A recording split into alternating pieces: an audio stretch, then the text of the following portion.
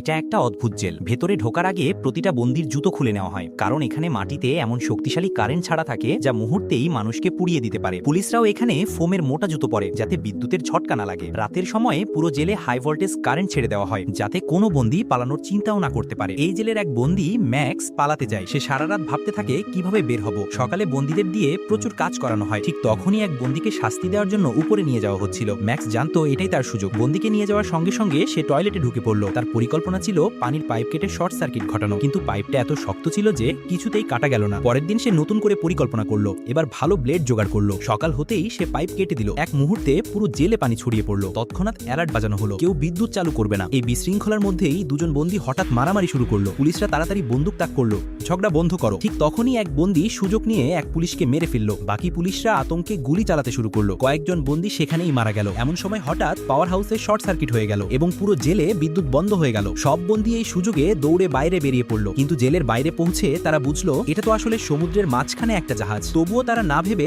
একে একে সবাই পানিতে ঝাঁপ দিল।